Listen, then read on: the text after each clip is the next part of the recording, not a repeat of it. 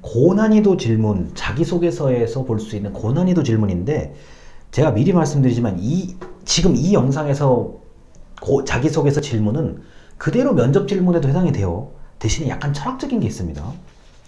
왜 지원자는 이걸 하고 싶으십니까? 이게 굉장히 철학적인 질문이에요. 너 왜 사냐하고 이게 똑같은 질문이에요, 사실은요. 그래서 좀 이런 거는 자기의 생각을 명확하게 밝히는 게 좋아요. 그게 틀리고 맞고는 신경 쓰지 마시고 자기의 생각을 명확하게 밝히시는 게 좋아요. 이게 뚜렷할수록 어쩌면 유리할 수도 있어요. 이런 질문 같은 경우는. 왜 당신은 이 일을 하고 싶으십니까? 자, 그리고 지원자가 다른 지원자, 그러니까 우리 A 지원자가 B 지원자와 다르게 무엇이 차별하냐, 뭐가 좀 너는 낫다고 생각하느냐? 이거는 이제 그 동시에 면접을 할 때 보통 물어봐요. 자, 우리 뭐 A 지원자께서는 이 일을 다른 사람보다 좀 더 내가 낫다라고 생각하는 이유가 뭡니까? 그럼 자신의 그 강점을 얘기하시면 되겠습니다. 자, 실수했던 경험. 이거는 고정적인 그 면접 질문이면서 자기소개서 질문. 잘못했던 경험, 실수했던 경험을 극복하려고 어떤 노력을 했습니까? 극복한 방법을 좀 구체적으로 쓰셔야 됩니다. 자, 지원자에게 영향을 주었던 사람이나 사물. 자, 이거는 뭐 위인이 될 수도 있고, 가족이 될 수도 있고, 선생님이 될 수도 있고, 사물. 자, 어떤 물건이 될 수도 있어요. 내가 평소에는 좀 이렇게 내가 내 주변 정리정돈을 잘 못했는데, 그것이 들어오게 되면서, 뭐, 특히나 반려동물이요. 개나 고양이 같은 거. 내가 주변 정리정돈을 안 하고 개, 고양이를 키우기가 되게 어렵거든요. 그래서 얘 덕분에 내가 주변 정리를 깔끔하게 하기 시작했다. 뭐 이런 경우도 굉장히 좋은 거죠. 자, 사생활과 직장생활의 어느 부분에 비중을 둘 것인가. 이거 좀 애매한 질문이긴 한데, 이게 좀 합격하려고 한다 그러면은 당연히 직장생활이 더 중요하다고 얘기를 해야 돼요. 당연히 그것도 뭐 그렇게 말한다고 해서 틀린 건 아니잖아요. 자, 그래서 이거는 좀 이제 좀 논란의 여지가 있는 질문이긴 한데, 뭐 공무원 같은 경우는 철저하게 좀 직장 개념이 먼저라고 얘기를 해야 돼요. 뭐 나의 이익과 주민들의 이익 중에 어떤 게 중요하냐 그러면 뭐 이거는 정답이 딱 정해져 있는 건데, 일반 기업 같은 경우는 좀 다를 수도 있습니다. 자, 그 다음에 여섯 번째, 뭐 이런 게 있을 수 있어요. 리더십과 펠로우십.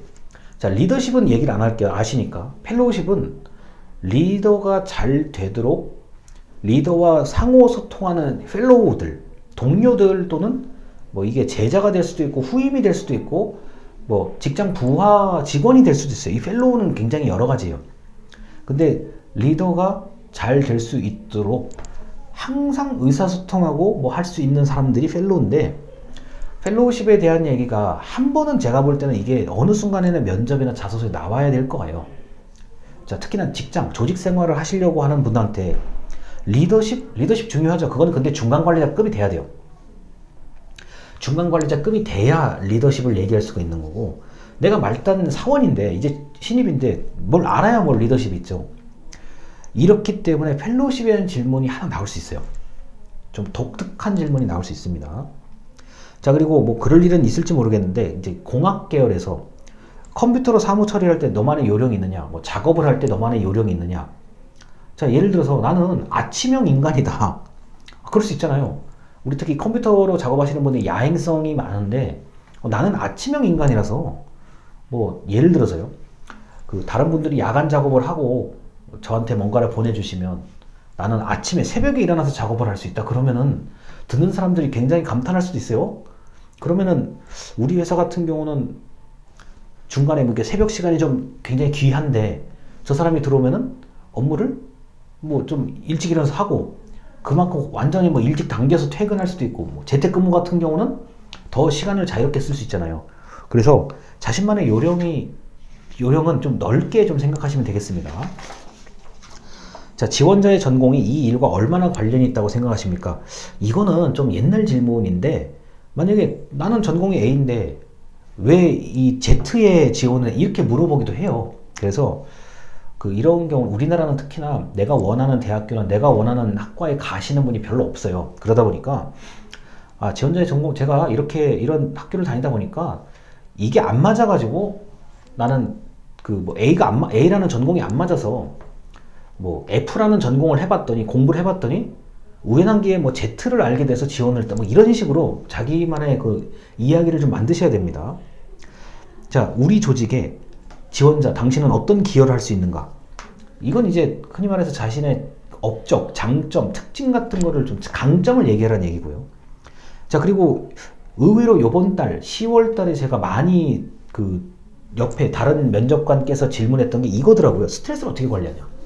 자, 답변이 재밌었어요. 뭐 술 마신다, 잔다, 산책한다 뭐 이런 게 있는데 자신이 뚜렷하게 그리고 자주 관리하는 방법을 얘기하시면 돼요. 뭐 술 마신다 그러는데 누가 뭐라 그래요? 그 다음에 뭐 잔다 그러는데 누가 뭐라 그래요? 이거는 좀 있는 그대로 얘기하시면 되고요.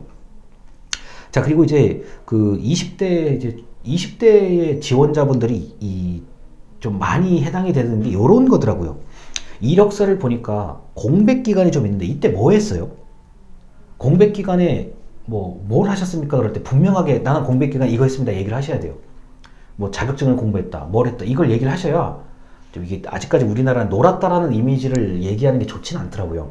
특히 제가 이번 달에 면접관을 하면서 저는 이걸 안 물어봤는데 옆 사람들이 이걸 물어보더라고요. 이력서를 보자마자 중간에 1년 동안 뭐 하셨습니까? 6개월 동안 뭐 하셨습니까? 이걸 물어보더라고요.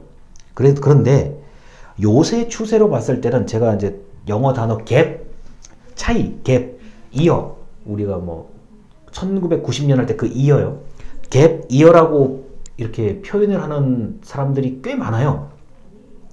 나는 어떤 그 프로젝트 일을 열심히 하고 그 프로젝트가 끝나면 잠깐 휴식기를 가졌다가 다음번 나의 일에 도전하는 갭 이어를 일부러 추구하시는 분들이 많아서 요 질문은 이제 조직생활 쪽에 하시는 분들한테는 조직생활 하실 분들은 공백기간에 대한 질문을 받을 수가 있는데 내가 좀 창업을 하거나 내가 프리랜서로 간다 그러면 이 질문은 의미가 없어요. 난 갭 이어.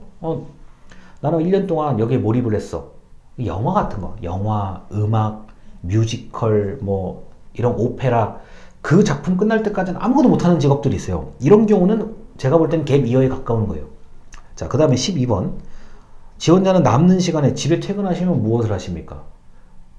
이게 이제 그 교육을 좀 해야 되는 그런 직군이 있어요. 남한테 설명을 하고 설득을 하고 이렇게 말을 통해서 계약을 해야 되고 이런 직업 같은 경우는 제가 볼 때는 네가 남는 시간에 어떻게 보내는지를 굉장히 물어볼 수도 있어요.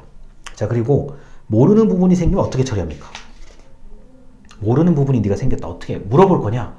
네가 찾아보고 할 거냐? 뭐 이런 거를 얘기를 하시면 됩니다. 자, 그리고 마지막으로 하고 싶은 말을 물어보라고 하면은 미리 준비하셔야 돼요. 그런 거 있어요. 뭐 회사에 대해서 궁금한 게 있습니까? 그러면은 혹시 토요일 날 근무합니까? 홈페이지를 봤는데 못 찾아서 물어봅니다. 여기서 주차장은 제가 이용을 할 수 있을까요? 이런 거 괜찮아요. 그런 걸 물어봐도 되니까 물어보셔서 내가 회사에 대한 관심이 있다는 걸 좀 보여줄 필요가 있습니다. 자, 그래서 지금까지 얘기한 거는 좀 고난이도 질문이기도 하고 즉시 면접 질문이자 자소서 질문 얼마든지 바로 쓰일 수가 있습니다. 그리고 조직 생활에 약간 안 맞는 질문도 분명히 있어요. 방금 얘기했던 갭 이어 같은 경우는 프로젝트형으로 사시는 분들에게는 이 공백 기간은 안 맞는 얘기예요. 제가 보기에는. 그런데 이게 사람이 또 어떻게 될지도 모르는 거고, 그리고 아직까지 제 수업을 듣는 분들이 조직 생활을 하고 싶은 분들이 많기 때문에 제가 공백 기간은 가능한 한 만들지 않도록 하는 게 좋다. 그리고 만약 공백 기간이 생겼다 그러면은 내가 뭘 했다고 확실히 얘기하세요. 나 여행 갔다. 내가 어디 여행을 갔다. 그렇게 얘기하는데 누가 뭐라고 해요. 자, 그래서 공백 기간에 대한 얘기를 제가 좀 설명을 드렸고, 오늘 이 영상은 대체적으로 좀 고난이도 질문이에요. 좀 고난이도 질문이고 면접에서 흔히 들을 수 있기는 한데 요런 질문에 대답을 좀 잘하면 합격 가능성이 좀 많이 높아져요. 이거는 그래서 오늘 제가 말씀을 드린 질문을 잘 좀 고민하셔가지고 나라면 이렇게 써야지, 나라면 이렇게 대답해야지, 이걸 준비하시면 좋아요. 반드시. 그런데 한 번은 제가 오늘 소개해드렸던 질문을 마주치게 됩니다. 영상 여기까지입니다. 감사합니다.